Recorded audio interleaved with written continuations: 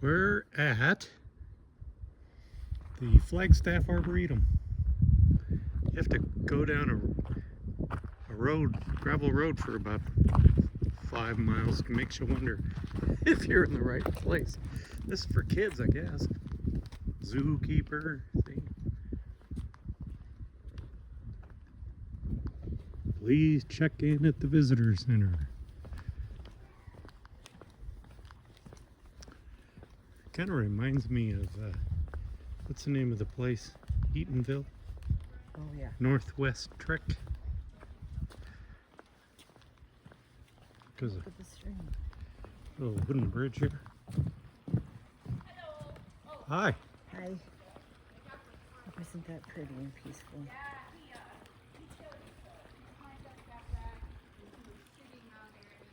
Information. Plant sale, free admission.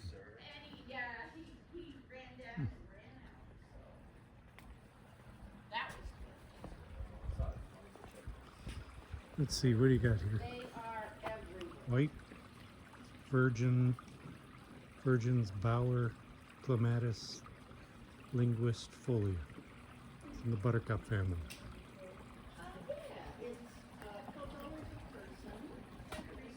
Please. It's $12 here. He's basically 62 and I'm 60. I don't know if that gives us a discount. No, I'm sorry, we don't have any discounts. We just charge everybody like an adult unless they're little kids. But you don't have to act like an adult with that. That's just my little rule, because I know. There's a docent tour in about 10 minutes, so we're going to probably go on that. It's pretty wonderful. This is the gift shop area and the visitor center for the Arboretum. Walk in the park. Kevin Fedarko. The Journals of Francis B. McAllister.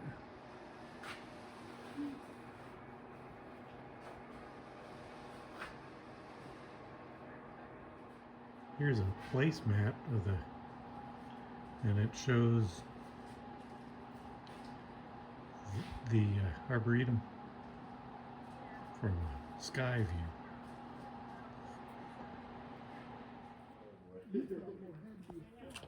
Where's she at? Oh, she's Thurber's cinquefoil. It's in the rose family. And over here is Middendorf stone crop.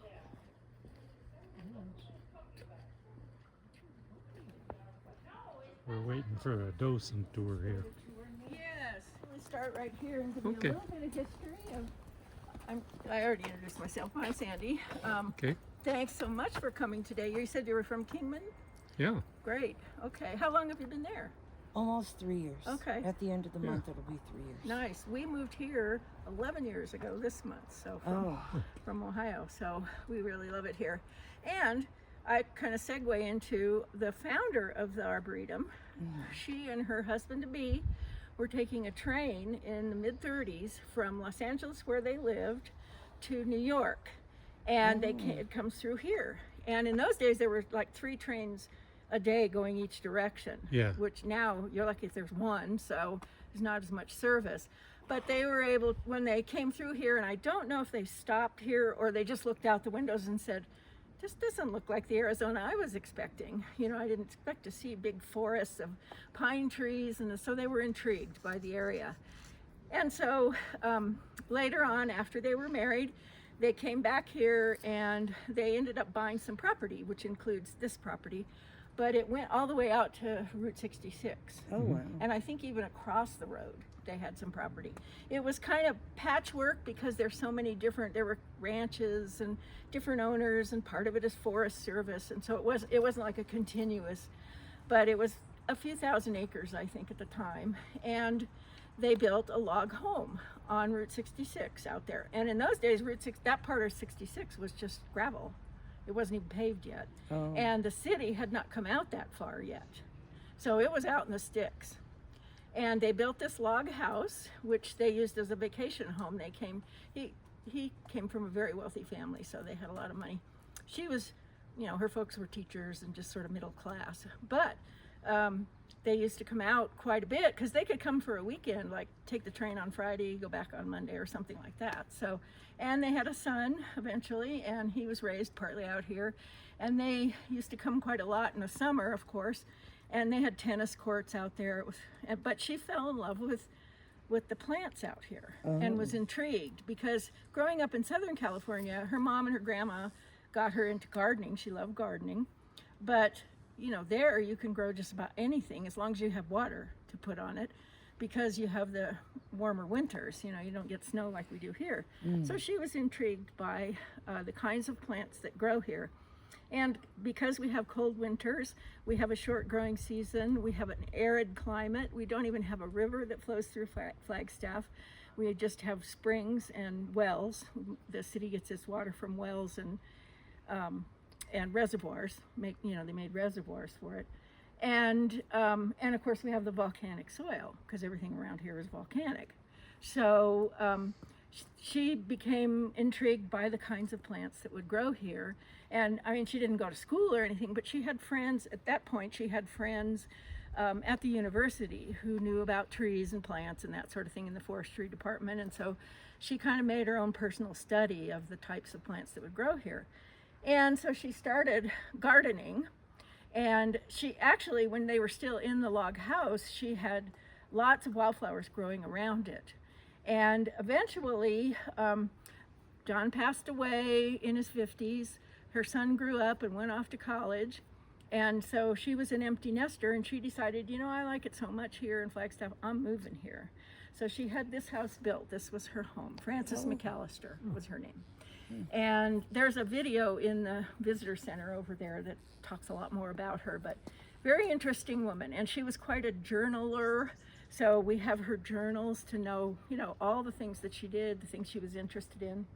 So she had this house built. It was designed by an architect friend. He used this stone to build the house. We call it malpai, or malpais if you say it in Spanish. And we have no shortage of it, of course, because of all our volcanic rock everywhere. And we think that this part of the house was the garage. And then there was a breezeway to the house, which has now been enclosed to make the visitor center. And you're welcome to look at the house too when we're done, if you want to go in there and just check it out. Built in 1967, 68. It's in all its 60s glory. It's never been updated, even the kitchen. The kitchen has an intercom. Oh, neat. And it has this little built-in thing with for spices, where you pull out these little drawers and right in the cupboards. So it's kind of cool just to look at. And then she has some cabinetry in there. You lift up the lid and there's a turntable, and there's a bunch of albums there, the music she listened to and that sort of thing. Oh, neat. Anyway, so she lived here by herself for about 15 years. She was born in 1910, so in the early 80s, she was getting into her 70s, and I think she was having vision problems. And so she decided to move into town, and she had a home in town that's still there, and eventually moved to a senior community here called the Peaks, which is part of the Museum of Northern Arizona. Now, she had lots of money. Her husband left her very well off. We don't know exactly how they made all their money in that family, but we think it was just land and cattle maybe in the early days, like the grandparents' generation. And so anyway, she had a lot of money. She was very generous in Flagstaff. She donated to the observatory, the museum, and she also started an early childhood education program that she was very interested in and got very involved with that. She thought early childhood education was the way to go. But she also traveled a lot. She loved to entertain. She would have banquets out here with 60 people. Wow. She was a lifelong Quaker, and she one time had a Quaker reunion out here. And when we go around the bend, you'll see the big meadow out there. And there was like hundreds of people camping out there and spending the weekend here and having this big Quaker reunion thing. So she was very social, even though she lived so isolated, very social. And people would sometimes just drive out here and drop in. And so she's a very popular lady.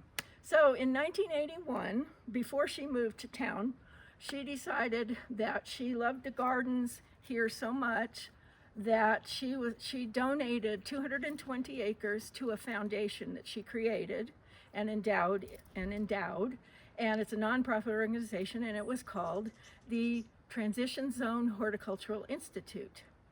Well, that's kind of a mouthful, and it doesn't really mean anything to anybody unless you study it, and it doesn't sound like any place you'd want to visit, because it sounds like it's, you know, scholars would go there to study or something. Yeah. Well, the reason it was called that is there was, at the end of the 19th century, when Flagstaff was just getting started, a biologist named C. Hart Merriam came out here, and he was partially sponsored by some of the founders of Flagstaff, the Reardon family. And while you're here visiting in Flagstaff, their house is right next to the campus, and it's a state park, and they have a lovely tour there as well, and it's a great place to visit. It's an old, it's arts and crafts style house. It's beautiful, big, huge thing. And they have a lot of the original furnishings and things in there, so that's very interesting. I recommend it. But anyway, Mr. Merriam came out here, and he must at one point have either driven from here down to Phoenix or from Phoenix up here, and noticed that the farther north you come, you're going up in elevation, because the elevation in Phoenix is what, 1,500 or something, and up here we're at 7,100 here at the Arb, and every few miles, the elevation change means vegetation change. Oh, yeah. And so he developed the San Francisco Peaks and the Life Zone concept. And so basically it's based on here, here's the elevations. You start out in the lower desert, you go up through, if you've driven that, up 17, up by Sunset Point, that big rest area, and you look out and it's all kind of grasslands and stuff. That's the Great Basin Desert, he calls it. Then you get up near Sedona and you have the pinyon juniper woodlands, and then you get here to the Ponderosa Pine Forest. Well, he called that the transition zone because it was the transition between the desert and the high alpine. And so that's where that transition zone thing comes from.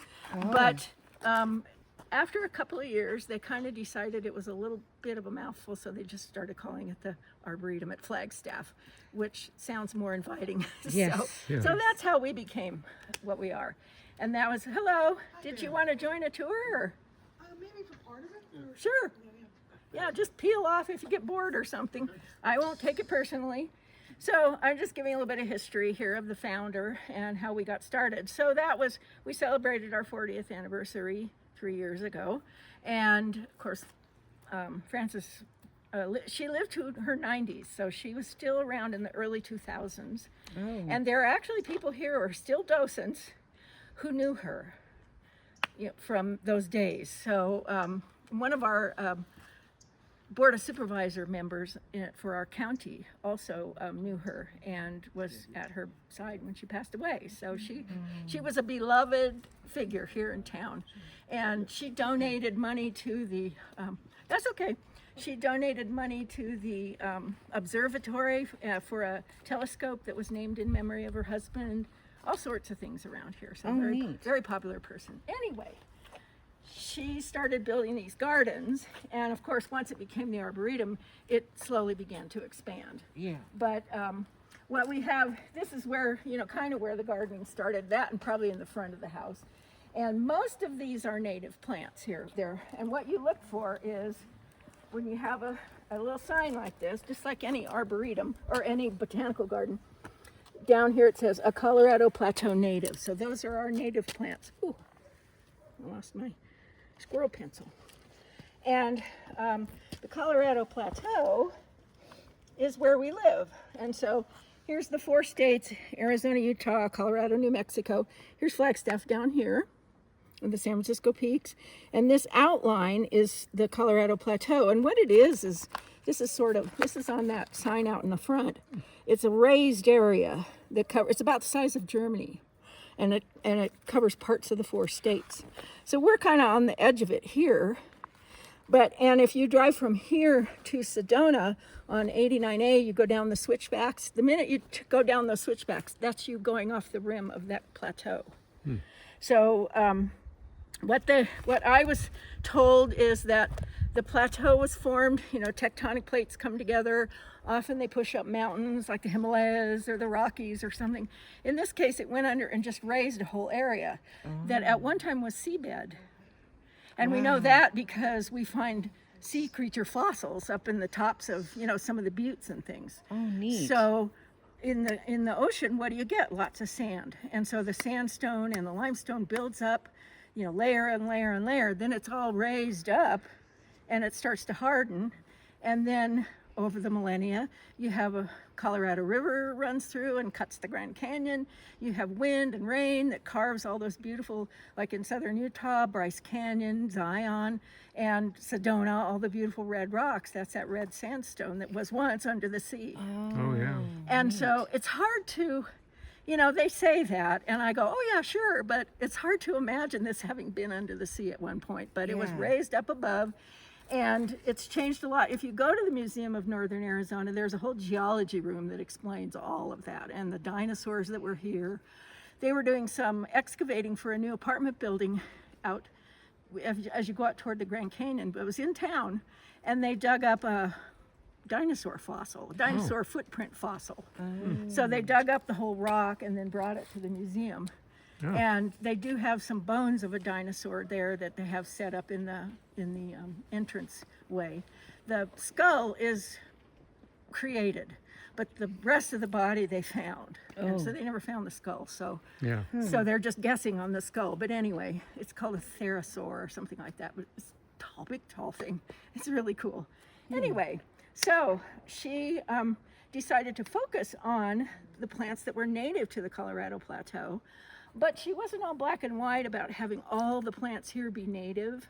And so as she traveled, went other places, if she found a plant she thought might grow here, she would bring it back. She would bring back seeds or a cutting or something. So you will go around and see, like in our herb garden, most of the herbs aren't native plants. They're from Europe and all over the place. So as long as they're not invasive plants, we don't have a problem with having them here. And so you will see some signs where it'll say it's from Asia or it's from Europe or whatever. These So remind me of zinnias somewhat. aren't they pretty? Yeah, I know the bees have been loving them. They do. Do they sell the seeds somewhere, or can I grab a seed? They might have the plant well, I'll Yeah. tell you about the retail nursery too, Okay, where we go okay. around over there. So Okay. let's just go on. That's enough about Frances. What is this plant here? Which? Well, that was sunflowers. That's the same as this.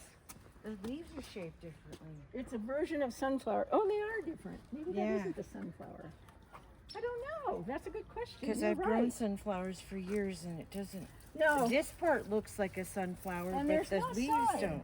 Yeah. So I was wondering, I thought these were sunflowers. maybe but they it's might... in a bulb family or Yeah, something. I don't know. I'll have to find out. A good question. Sure, go ahead. Are you sure? Oh, yeah. Go ahead. We do sell some seeds in the visitor center too, mostly things like, native plants and also what is my mind is going blank, the plant that monarch butterflies like. Oh, Milkweed. yes. Milkweed. I got some wild milkweed yesterday on one of our walks. Oh, hi, are you going to join us? Yes. Okay, you're welcome. Thank you. I'm Sandy. I'm a docent here. We've talked about the history, but you can go in there and learn more about that since you missed it. Okay. But if you're interested. But we're talking about the plants now. And I'm a volunteer here. I'm not a botanist. So I know some of the plants, but I don't know them all. And where are you two from? From France. Oh, from France. Oh, bienvenue. I have British heritage. Do you? Yeah. I don't have any. Oh. I'm Finnish mostly. Oh. Okay, so I'll point out plants that I do know. Like this here is called valerian, and that is a native plant. And I think this one is That called... helps you sleep, I think. Sorry? Something Yes, with it the does. roots. Yes, it is used to help people sleep. Yes, a Like natural. Do you valerian garden in root. France? Yes. Do you have a potager garden? Comment on peut dire? Yeah. Well, yes, kind of, yeah. Oh, Yeah. neat. So, I wanted to point out these junipers here. These right here, you probably recognize them. That's a Chinese juniper, so it's not a native plant. That's been used in landscaping for decades. We had some even in our house that was, landscaped in the 50s. And so, and not here, but where I grew up. But that one over there in the sunshine, and this over here is one of our native junipers. So that's called a common juniper that is native to the Colorado Plateau. But of course, our most prominent plant is this, the ponderosa pine. And we are in kind of the southwestern edge of the largest contiguous ponderosa pine forest in the world. Now these trees grow all the way up into British Columbia and through the states, but this is a concentrated area where it's a contiguous forest. So this is our biggest plant here. And of course it was the reason that Flagstaff ended up becoming Flagstaff, because people came out here and said, I'm going to open a lumber mill and we're going to cut down those trees to make lumber for houses and whatever. And that was the Reardons. They were the owners of the lumber mill. And so, but they continued to grow, so they didn't cut them all down. This one is probably at least 100 years old. This is an old guy. Wow. And when the trees get to this age, when they get older, they turn this orangey color.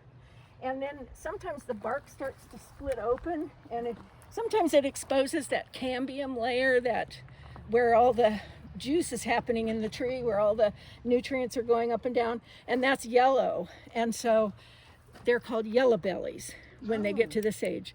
Before they're that age, the bark, if you look over there, the bark is dark, it's almost black. Those are called blackjacks. So those are the younger trees. Now, over the decades in the United States, the Forest Service and then the the wildfire fighters were created to put out any fires that started. And in the early 20th century, the West was all on fire, especially up Montana, Wyoming, all up in those forests up there in the Rockies, because it had been very dry. And the previous year had been wet, and so there was a lot of pine seedlings growing and lots of brush and fuel for fires. And then it got dry in the summer and fires started, and the government said, we got to put all those fires out. And so the fire service was kind of created to do that. And for years, for decades, they thought, yeah, we're just going to put out every fire that starts, whether it's natural or human caused, whatever, because we do get a lot of fires around here that from lightning strikes. But they've found out that it's healthier for a forest if they let them burn in many cases. Now, if it's near a town or some dwellings or on someone's ranch or something, obviously they're going to put those out. They don't want people to, have their homes burned down or to be in danger. But if it's out in the forest and there hasn't been a fire there lately, they might just let it burn just to burn off some of that fuel.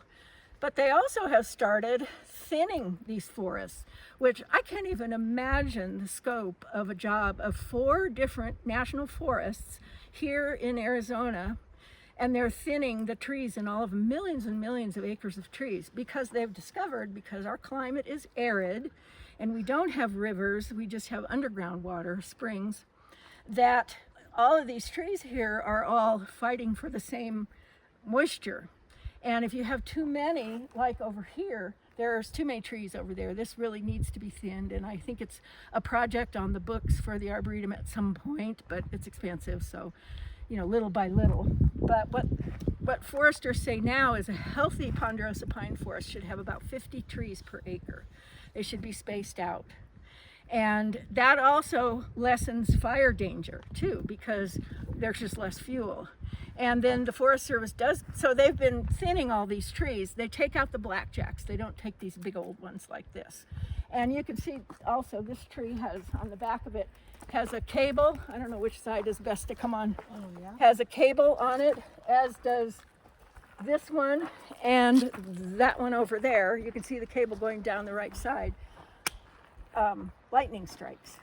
Oh. So because we get a lot of lightning during our monsoon summers, and if one of these trees is struck, not only could it kill it, but it could topple it over on the buildings. Mm-hmm. And so we don't want that to happen. So that kind of helps protect these. We did have a tree, that one right there with the dead top. That one was struck by lightning 2 summers ago, and it's now dying. So it basically killed it off, and they're going to have to take it down ultimately because they sure don't want it falling Right on in the middle. building. So, but you can see if you, when you go out, if you just kind of go out the door and turn to the left, and then go like this, the tree's there, and you can see there's a chunk of the tree all the way down the trunk taken out from that one strike. And it also knocked out all of our internet, it fried some computers, it knocked out several of our systems out here. So it was, you know, one lightning strike just did all that. So anyway, they want to protect these old trees. And so these trees are unique too because they have a very thick bark. It can be up to 3 inches thick. So that protects them from fire. If the fire stays low, they might get a little scorched around the bottoms, but especially these old trees, there's no, if a fire stays low, there's no way for it to climb up. So, and one of their adaptations is that the lower branches eventually die and drop off so that there's not a ladder for fire to climb up. And so these trees do live through forest fires as long as it stays low. If it gets in the crown of the tree, then you're in trouble. That's a bad fire. But the fire then goes through and burns off all the little seedlings that have come up so that you don't have the forest all of a sudden too many trees again. So fire is good, and the native peoples that lived here back then and who still live here now, their descendants, knew that fire was good for their land. So they would intentionally start fires, which also the fire service does here. They have managed burns in the spring and summer, and as long as it's not a windy day, they burn, you know, and then in the winter, they go through the forest and they gather up all the dead branches and from the tree cutting and all the slash, they call it, and they put it in these big pyramid-shaped things.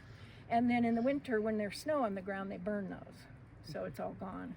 Can't be used for anything else. It's just junky stuff, you know, bark and little branches and things.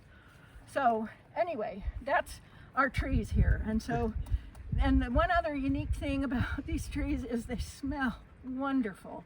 And it doesn't smell like pine like you think it would. The needles smell like pine, and there's a resin on them, the sticky resin.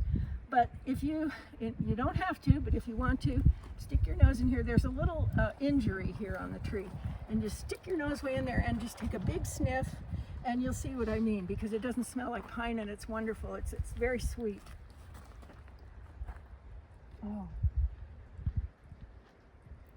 Yeah, it's pretty amazing. I never smelled something like that. I know, it's interesting, isn't it? It's like, Oh, wow. yeah, I say butterscotch, some people say vanilla. A little bit. Yeah, and then I had a kid on a tour one time who said it smells like ice cream. So it's just very sweet. And so that leads me to this little guy. Oh. This is an Abert squirrel. And you can see he's unique. He's got these long tufted ears. And he's really cute, and he loves to tease my dog. But they live in these trees. So you'll only find them where there are ponderosa pines. So they live in the trees, they build nests in the trees, they eat in the trees, and this is what they eat. So, got my little props here. They, in this late spring, early summer, when the new pine needles are growing on the end of the branches, this thing's falling apart. I have to get a new one every couple of months because they dry up. Thank you. So they'll go out to the end of a branch and break this off, and they're not interested in this, so they throw it on the ground. And we call it a squirrel broom, and it'll be all around a tree where they've been eating. What they're after is that twig, and they don't want the bark, so they chew off all the bark and spit it out. They're trying to get to that sweet layer underneath, the cambium layer. And so I think they get real good energy from that, like fruit, plant sugar kind of stuff. Honey. And so then when they're done with eating everything, they throw that on the ground. We call it a squirrel pencil. Okay. And then the other thing they like is the pine cones. And you can see pine cones all over the place. Well, this is what's left when they're done with a pine cone. I found this in my backyard when we first moved here, and I thought, what what the heck is that? Is it some kind of seed pod or something? No, it's the core of a pine cone. They've taken off all those little scales and to get the seeds down inside. Okay. And so they eat that. So I better. What's the name of the squirrel again? Aberts, ABERT''S. Oh. And there is a squirrel to the north of the Grand Canyon that's a subspecies of the Abert squirrel, and it's developed a little differently. It's black and white, and sort of mostly black and white, where this squirrel is gray with a red back. Can't really see the red back there, but very well. But and that's a Abert, it's squirrely, whatever the Latin word is for squirrel. I don't know what it is. Aberti Kaibabensis, because it lives in the Kaibab National Forest, which is mostly north of the Grand Canyon. And so because of the Grand Canyon, they couldn't get across, so they, became their own subspecies there. But anyway, they one other thing that they eat here is, I have a picture. I've never actually seen one, but I got a picture off the internet. Oh, here's the red back of the squirrel. Oh, wow. But they eat this. It's a fungus. It's called a false truffle. Yeah. So I don't think it's anything people want to eat. It's not like we're going to have pigs digging it up or anything like that. But the squirrels love it. Okay. It grows in the roots of the tree. And then because they eat it, they dig it up and eat it. And then they spread around the spores or whatever it is that they reproduce from. And so that's good for everybody. So that's something a false truffle. And I think it looks kind of like dog do. So. It does. So I don't think I'd want to eat it, but I don't know if anybody's ever tried. Maybe they've tried and just thought, no, this isn't any good. Do you know the Latin names of that? I don't. I'm sorry. I'd have to look it up. But you could look up false truffle and it would. Yeah. Because maybe, I don't know if you have this truffle in Europe, like false truffle. Yeah. But because we eat like lots Yes. of different Oh, I truffles know. in Yum. Europe. So I know. They're maybe good. we have it and Yes. with another name, then Yes. I don't know. Yeah. I don't know if they're related at all. I guess a truffle is some sort of fungus, though, right? That's in the ground. Yeah. They're probably related somehow. I mean, some family or class of plants or fungus. But I don't really know. As I said, I'm not a botanist, so I'm just learning as I go here. But let's move on. Here's some more of that juniper, common juniper. Oh, yeah, they use the berries to make tea, and it's good for, I think, your respiratory and immune Oh. system. And I know juniper berries are used for gin, I Yes, think, yeah. also, yeah. But I don't know if it's And this I think they particular cook one. There's many steak. varieties of juniper all over the world, I guess. Oh. So, because these are different. Can we eat those berries or No, from it's- that juniper? No. I don't know. I don't know. Probably. I mean, I don't think any of the others are poisonous. But you have to Probably. wait maybe that the color Yeah, change. no? yeah. That's You it. have to dry it. Possibly, yeah. I don't I know. really don't. I would bet that the natives probably ate them or did Yeah, something did. with could have them. been. Made tea or did Made tea. something with Yeah. them. Yeah. Do you ever hear berries red, go ahead, and berries white, poisonous sight? Oh, okay. Yeah. That's like leaves of 3, stay away from me. Yeah, yeah. With the poison ivy and the Yeah. poison oak. So yeah, there's a lot of different varieties of juniper just here in this area. This is the Colorado Plateau native. But if you go a little lower down, like toward Sedona or out toward the desert to the east, there's totally different kinds of juniper. There's an alligator juniper, but it grows more like a tree. And there's a one seed juniper. There's several different varieties. So, and those junipers have the trunks, and then you can use the wood too, burning it and whatever. But this is more of a bush. Yeah. But it would be good in a landscape here because it's a native plant. You don't need to be watering it all the time. And it would keep coming back every year or getting bigger. Down this path here, we won't go this way, but there's a pond over here, and there's a path all the way around it. It's a nice little walk if you want to do that later. But we're lucky here at the Arboretum in our 220 acres.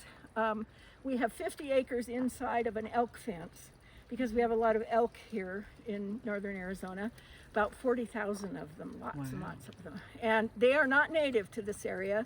There was a native elk called a Merriam's elk, the same guy that developed that life zone concept. And they were, I think the word is technically extirpated. They were killed off by humans. They didn't die off naturally. But people came out here, they had to eat, it was food. So you know, they got hunted to extinction basically.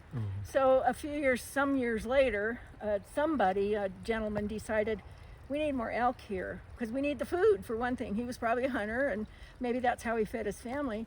So somehow he got permission to get a herd of elk from the Rocky Mountains, from I think Yellowstone, and brought them down here. So it was just one herd, I don't know how many, but now we have 40,000 of them. So they do very well here, obviously.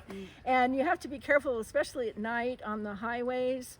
They cross the highways and they get hit and wreck your car and you could die. And so actually I heard just recently the Arizona Department of Transportation is building a couple of wildlife bridges. One over 17, kind of down by Munns Park, and one over 40 just to the west of us, so that the animals can cross over without being on the freeways. So that's a good thing. I've seen one in Montana, and somebody a couple of weeks ago told me there's one in Tucson. So I didn't know about that, but they're kind of dotted all over the country. And I know probably in Europe too. I don't. We have lots of wildlife bridges. Actually, yeah, it's such a great idea. Europeans are always ahead of us on that stuff. Yeah. Oh, I want to point out these two trees here. Those are called New Mexican olive, also a native tree. So gardeners, one of the things we do here is educate gardeners on the plants that will grow well here. And so if you wanted a tree in your yard, that would be a good one because it's a native tree. It does get a little teeny tiny olive on it. It's just minuscule, so it's not anything we would eat necessarily, but I'm sure the birds love it. So, so we're lucky here on our 220 acres that we have forest. We have a riparian area, which just means an area with water, and we have a meadow, which we'll see when we go around. Well, you can see a part of it there. But originally this was a cattle ranch. And when the McAllisters bought the land and then she moved out here to build her home and live here, she still had a few head of cattle that she ran. Well, she didn't do it. She wasn't a cowgirl. But she hired someone to take care of the cattle, and then they would sell them at market, and then she would get some of the meat for her freezer. But she had that house built over there, which is built out of the same stone, the malpai, and that was where the caretaker lived. And so the Arboretum still owns that house, and it's a rental property for us.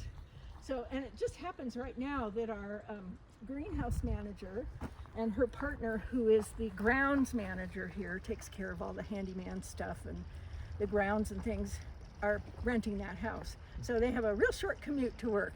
It's lucky for them, and they don't have to drive that road every day. But so that's one of the ways that the Arboretum, which is non-profit, brings in some income, as well as visitors like you, of course, and members. And we'll talk about other things that we do here too. We also do school field trips every year, where we have kids come out and we do tours with them, and we have summer camps and that sort of thing, so they can learn about gardening and learn about the forest and learn about our little secret garden here in the woods. This is a tree called a Douglas fir.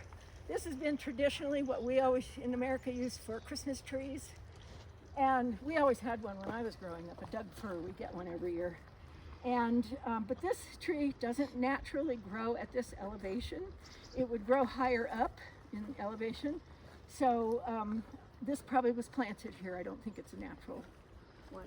And then here we have some small aspen, quaking aspen trees, these ones here. And what happened was, these grow also at a higher elevation naturally, about 8,000 to 8,500 feet. And but somebody probably planted them at some point, or they possibly could have grown here naturally. There was a nice little grove of them right here, but unlike the ponderosa pine, which has the thick bark, these trees have a very thin bark, and you could just scrape it off with your thumbnail. So they're very susceptible to pests. And so the trees that were here got a pest on it called oyster shell scale, and it's almost impossible to get rid of it because they don't want to use pesticides here. So you try horticultural oil. You can scrape them off, but they, grow in the ground, so they just come back. So they finally cut down the trees. But the nice thing about aspens, you almost can't kill them, because an aspen tree sends out roots all directions, And on those roots are these little nodules, and from each one of those, a tree grows up. So if the main tree is distressed, or maybe even not, if it's good growing conditions, all of a sudden you've got all these little trees popping up. So if you put it in your yard, you have to keep on those little shoots popping up, or you're going to have a whole forest. There is a place in Utah called the Pando, and that's Latin for I spread. And it's about 100 acres. It's just north of Canyonlands National Park. And it's all aspen trees. And they estimate about 40,000 trees in that 100 acres. It's all one plant. Wow. Because every tree is just a clone of the first one. So that's how they grow, and then they spread that way, you know, just sending. Now they also can reproduce they have little seed things, catkins, and so they can spread seeds, but mostly they do this just under the ground and they pop up. So Like the bamboo. yeah, raspberry. yeah. And in the fall, which is a popular time for you to come here, early October, excuse me. These trees the aspen trees turn a beautiful gold color. And This is with some a honeysuckle. little orangey red in them too. Honeysuckle. This is a honeysuckle, yeah, twin berry honeysuckle. It gets two flowers and then it creates 2 berries on it. And that's a native plant, which would be good for a landscape as well here.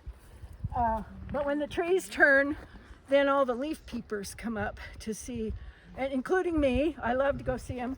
And the best place to see them is on the peaks, because there's enough elevation there for them. There's a whole band all the way around the San Francisco peaks of aspens. And in the fall, it just looks like there's a gold scarf all the way around the mountains. It's beautiful. And lots and lots of people go up and just take pictures of themselves with the trees, pictures of the trees looking at the blue sky and that beautiful white bark.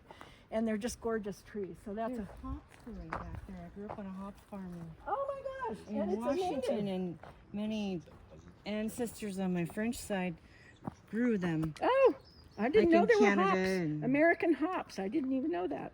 And it's a Yeah. native plant. So as I mentioned before, I think before you two came, we do have lots of plants here that are not native plants. As long as they're not invasive, we don't have a problem if they do well here. So you'll see lots of There was some mint back there, I think. yeah, you'll see lots of different things that you recognize. This is an interesting plant. Now this is not a native plant, but it does well here because this blue-green color, that gray, green, yellow, blue color, is an adaptation to our intense sunlight. Oh. Because you may have noticed when you're in the shade, oh, this is nice. You go out in the sun and it's hot. The sun, we're closer to the sun. We don't have a lot of pollution here. So our sunlight is very intense all year round, actually. So that's an adaptation that plant has that does well here. Comfrey does really well too, it looks like. Yeah, look at it. It's then this is a native comfrey. Oh, There's a yellow comfrey and a common comfrey. I had And, Russian. I Now, know where's the that's comfrey at?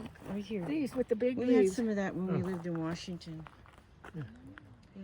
Yeah, and I always like to talk about the comfrey, especially with kids.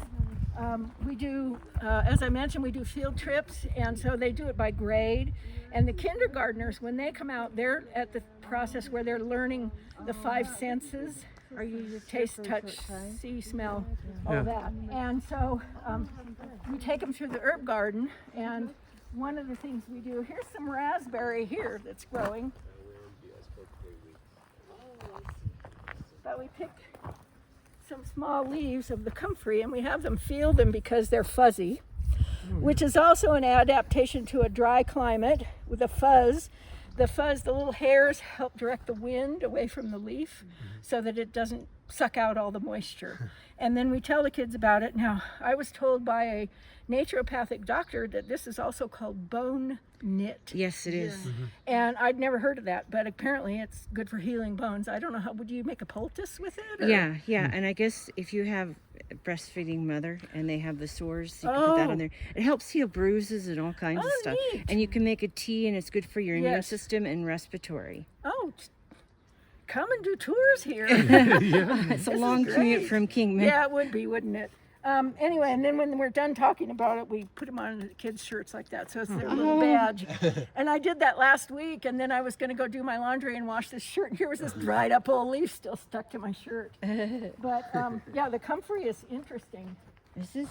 And then this is Oregano? I think it's marjoram. Oh, marjoram. Yeah, I always get the two mixed up, but I think there's It's a sign. not butter, it's margarine. Yeah, that's right. There is a sign here somewhere, and it's a European I think it's over there. plant.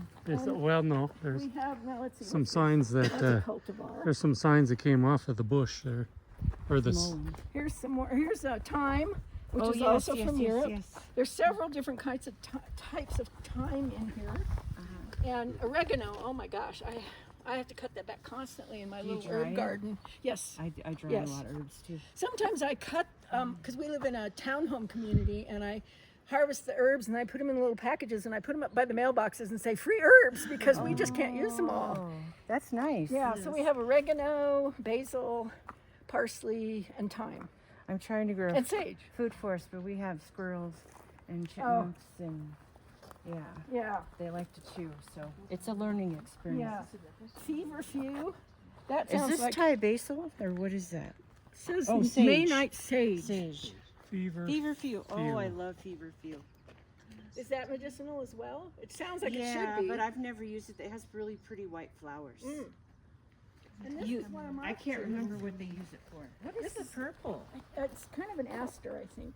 It might be fleabane. Oh, that's good for something. I don't Yeah, know. probably.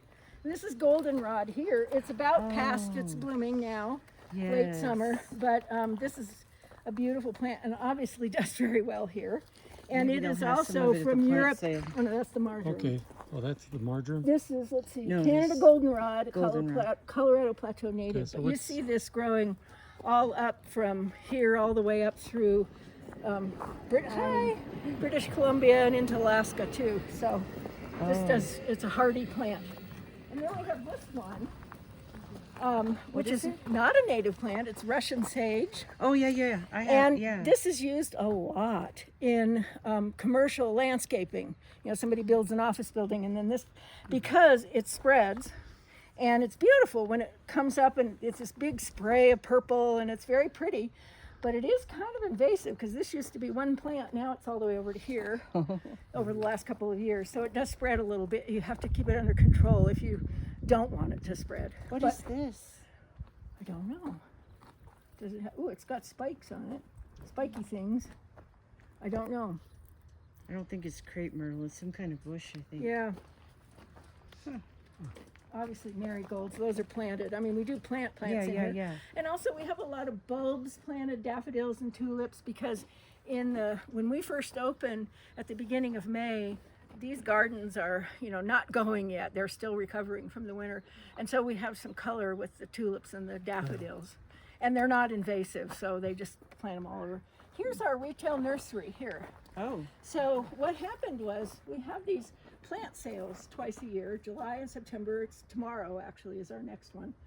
And we sell the native plants that we cultivate here in our greenhouse. And people would come on these tours and say, well, can I buy one of those? And I'd say, well, you got to go to the plant sale. So this building became available. They used to have a butterfly house there, but it got too expensive to keep it going. We had a grant, and then the grant ran out, and we found out how much it cost to get those chrysalids in every week because the butterflies only live a week or two. So you keep having to replenish. It was very I expensive. didn't know that. Yeah. So it was a lot of fun when it was there, but it just got too expensive for us. So it sat empty for a while, and then somebody had a bright idea and said, why don't we make a little retail nursery? So if you want a plant, you can go in there, pick out whatever. There are probably not very many in there right now. Today 'cause we they're- can. Yes, Oh, it's- there's not many in there right now because they're getting ready for the plant sale. So Oh, they is Yeah, it move- going to so- be in one of these? Yeah, I'll show you where it is. Okay. Yeah, and so we'll go right by there. And so, but you can purchase them. The 6 months that we're open. Now there was that herb Can garden. you take plants back with you if you take them out of the dirt and put them in a bag? So now the herb garden that we just came through, who was that named after? Oh, Karen Haskins, she was a volunteer here, and I guess it originally started as Frances McAllister's kitchen garden. This is the kitchen wing of the house, and I mentioned that she liked to entertain, and so she started a little garden, and one of the first things she grew was a plant called lovage, which is kind of like celery, I understand. Yeah. And also it's supposed to repel vampires. And I've never seen any here, so it must work. But anyway, it started as her kitchen garden, and then some volunteers and probably employees expanded and made the big herb garden. So yeah, it's a lovely garden, and there's a million. Is that a fountain over there? The little stone. It's a barbecue. Oh, it is. Okay. Yeah, I have a little story about that too. Frances has. Okay, let's start here. These rocks, this is not a natural feature. These are rocks probably from the grounds, but these were placed here as the side wall of a terrace that she was having built on the back of her house. And while it was being built, she came out and sat in a chair, and she was having this barbecue built, this stone barbecue. And she sat in the chair. Now remember, this was 60 years ago almost. These trees, some of them weren't here and some of them were very small. And she thought, oh my gosh, it sticks out like a sore thumb. What am I going to do? This looks terrible.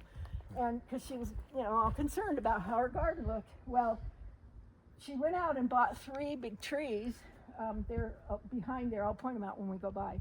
There's a spruce, a fir, and a bristlecone pine that are now good-sized trees in the last 50 years. But now, when you're around over there, you can't even see the barbecue. So she was worried about it, but over time, it didn't matter. This we call our water conservation garden because it's situated in such a way these water will come off the roof during a rainstorm. The rocks help hold it in and hold the moisture in, and they also, you see, get sunlight, and that heats them up, and so it's a little warmer here than other places here. And so we can grow plants here that don't normally grow up here, like the yucca back there, the tall, and there's a little tiny, teeny, tiny prickly pear plant, and then this manzanita, 2 varieties of manzanita, you can see, which means little apple, but it's got red bark, especially these. I love that red bark. And that normally, you'll see a lot of it down in Sedona. If you hike it up some of the canyons there, it'll be filled with this stuff because it grows better there. It's warmer there than it is here. And so, but it can grow here because of the conditions. So it's a way for us to show gardeners, if you want to grow plants like these, here's how you could do it. Yeah.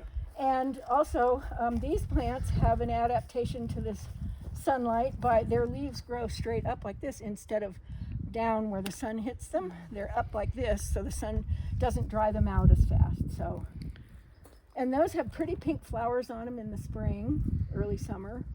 And we had them in California too. They grow all over the West. But let's move along here. You'll notice some of the metal sculptures out here. There's a group here in Flagstaff called Botanical Blacksmiths, and they make all these beautiful sculptures, and then we have them in the gardens all summer long. They're for sale. If you have a big yard and you can afford them, they're for sale. But you'll see them all over the gardens here. I love the smell of the trees and everything. Oh, daisies. And now if you come over here, you can see you can't even see that barbecue. So Oh, yeah, no. she didn't really need to worry, but she planted those three big trees there to help disguise it. And let's come over here and I'll show you why she put the house there. What is this plant with the little pretty white flowers? That I guess is it's- called Pearly Everlasting. I just looked it up today. I love it. Those little flowers are adorable. They're so teeny. Yeah, I didn't know what it was, and I had to look it up. Was a lot of the rock and stuff here when she moved here? It probably was. Yeah, dotted all over the place. I'm sure they might have brought some in. I don't really know for sure, but I'm sure most of it was here, because our land up here in northern Arizona is pretty rocky. Yeah. So I just want to show you here. And this is the back of the house here. So you have the kitchen, dining room, living room, and then you have the view of the Look at all peaks, the bees. which is the $1 million view for everyone that lives up here. You want to have a view of the And peaks. probably at that time the trees weren't as. Yeah, they were much smaller. Yeah. Yeah, it was 50 years ago about. Oh, So, this is a currant. oh, probably a wax Yeah. currant. It's got the little red berries. Yeah. I had currants and It's a wax- gooseberries in Washington. Wax They currant. Do you grow have in Europe huckleberries a in lot. Washington? Currants Yes. and gooseberries. Ah, yes, I think they call them Yeah. lingonberries. We had too. huckleberry pie when we were in Montana a few years ago. Oh my Yeah. God, it was to die for. They're very healthy. They're good for your knees.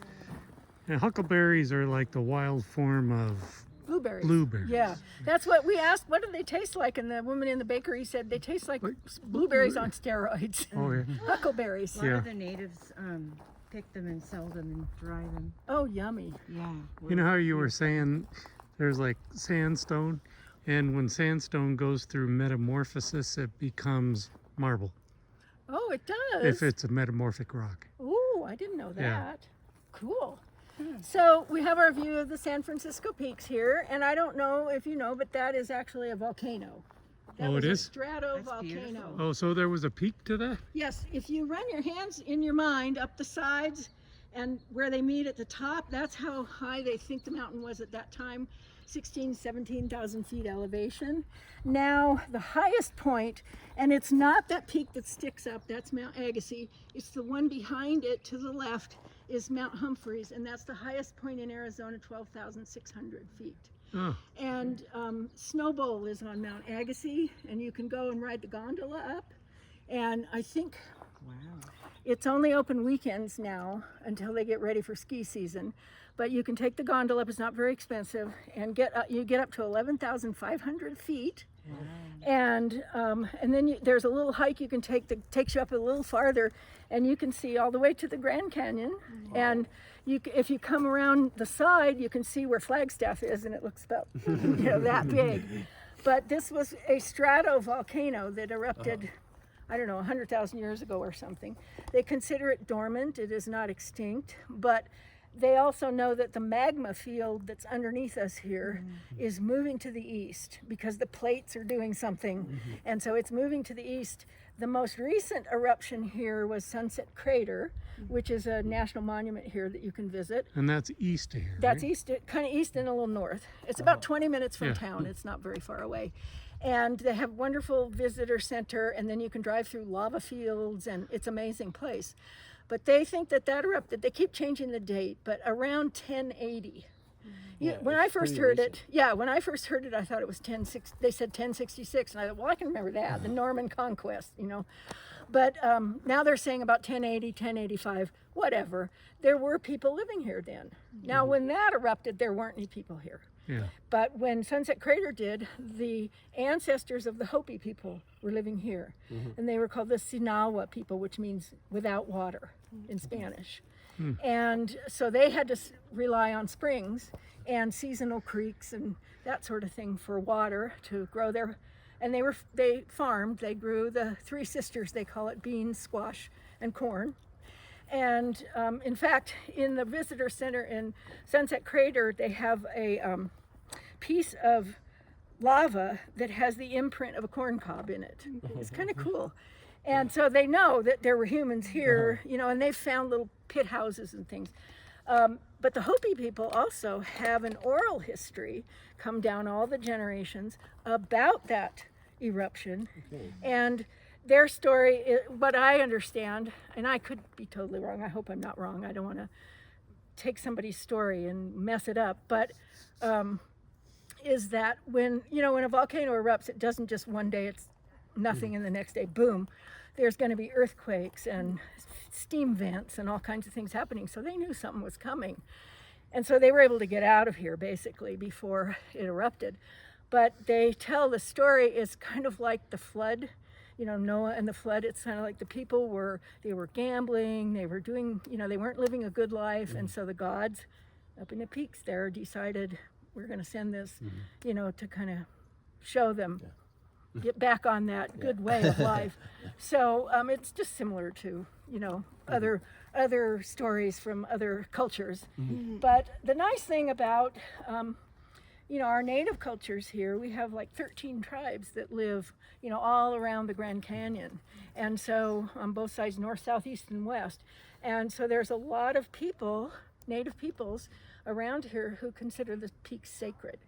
And in fact, they're not happy that there's a ski resort up there, but you know, sometimes their wishes aren't taken into consideration, but they're very, you know, protective of the peaks. And we just like them because it's beautiful, but you know, it really means something to the native peoples. Are you checking out more plants? I see different plants that I recognize Oh, throughout here. yeah. It's amazing. And I was trying to smell some to see if they had a scent. Oh, this one I like. I have this in my garden. It's a wild geranium. And it gets those pretty purpley red flowers on Oh, it. yeah, that's beautiful. And it spreads. And the funny thing was I planted it one summer, and the next 2 years, nothing. It just you know, died in the winter and never came back. This year it came back. So it sat Did you dormant. do for anything? No, I don't know what happened. It just decided to come back. What are these white flowers that kind of look like mum shapes or something? Yeah, I want to say candy tuft, but I don't think that's Oh. right. Oh. If we could, well, maybe I can get the internet out here. And I can Oh, it's look it up. okay. It's okay. But let me show We you. could look in the video later. 'Cause I Yeah, think you named okay. it earlier. Or maybe he took a picture of the sign. I'm Yeah. not sure. So this tree here, if you look way up at the top, you see where it looks like a clump of pine needles and branches and stuff? That's an Abert squirrel nest. Oh, So that's where they nest, way up there. And then around these trees here, you'll find all those pencils and brooms and cobs that they've been eating on.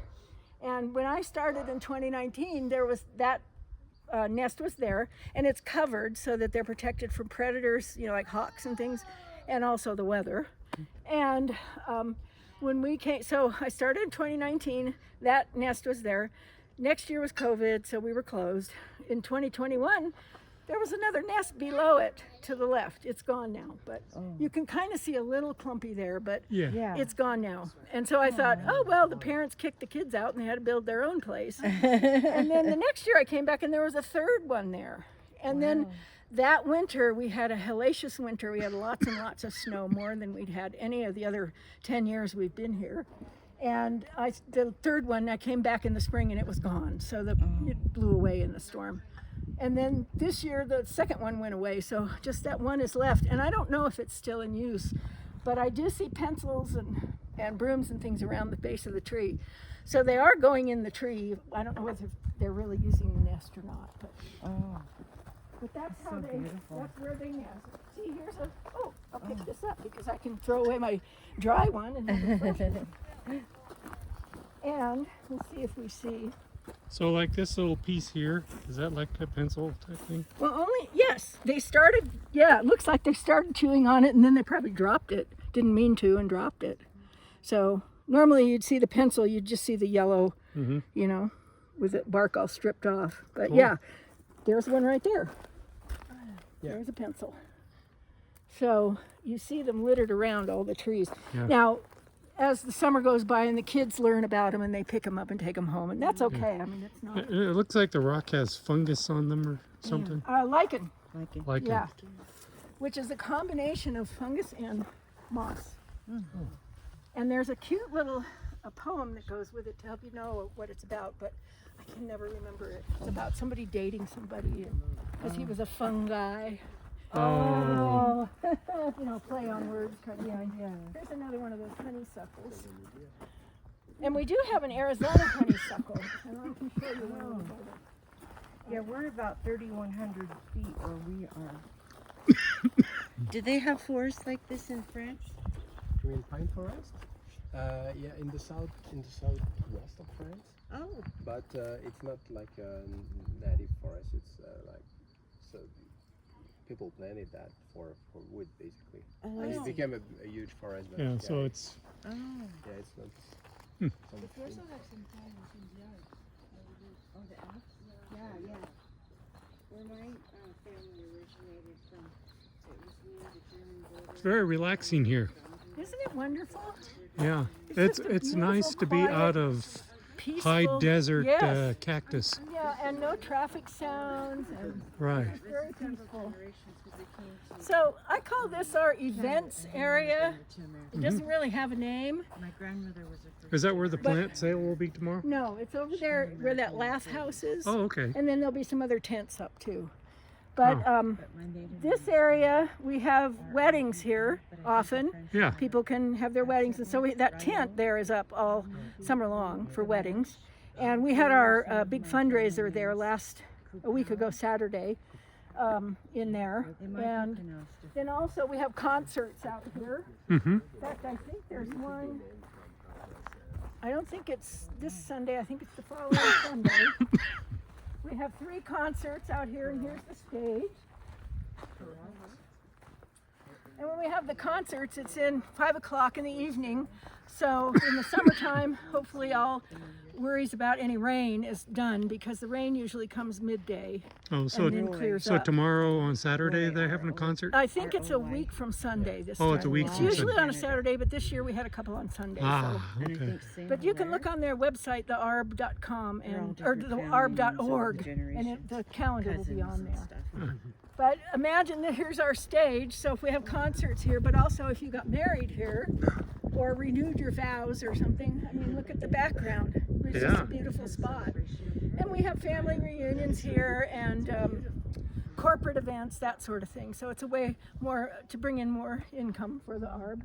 And it's a beautiful spot, and lots of people love it here. So, and when we have the concerts, you can bring your own picnic dinner and lay out a blanket, or bring camp chairs or something. But we also have a food truck and a beer stand, and but you can bring a bottle of wine, whatever you want, you know. And it's just a lovely evening. It's very peaceful. And usually the music. Flagstaff. Sorry. We will consider to move into Flagstaff. Oh yeah. Well, that's what we came out here as visitors from Ohio.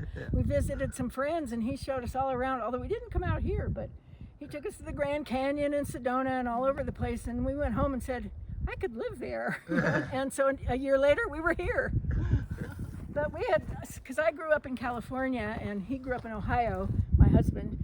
And when we got married 20 years ago, we agreed that his parents were still living at the time, and he wanted to stay in Ohio as long as his parents were living. Once they were gone, we agreed that we would move back west, because I'm a Westerner. And so we chose this place, and we love it here. We just love it here. Mike just